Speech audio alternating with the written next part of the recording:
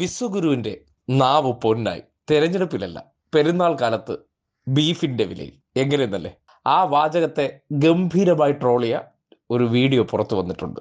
ദേ, തവണ 400-ലധികം, ഇത്തവണ ഇത്തവണ ഇത്തവണ ഇത്തവണ 400 കടക്കും. ഏതിന്? ബീഫിന്റെ വില കൃത്യമായിരുന്നു.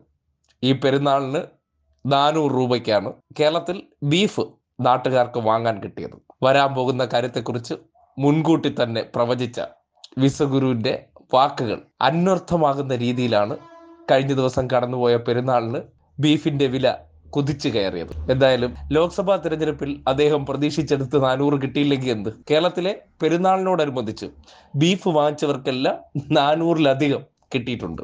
എവിടെയെങ്കിലും ഒരിടത്ത് നടന്നല്ലോ, ഭാഗ്യം തന്നെ. എന്തായാലും ആ കോമഡി അത് സൃഷ്ടിച്ചിരിക്കുന്ന വ്യക്തിയെ അഭിനന്ദിക്കാതെ തരമില്ല.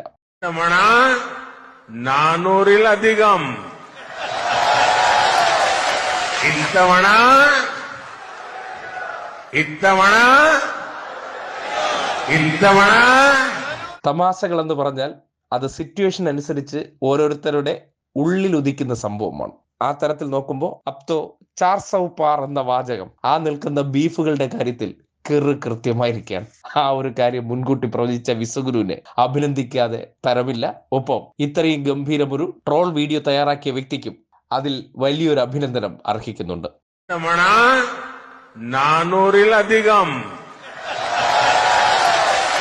ഇത്തവണ ഇത്തവണ ഇത്തവണ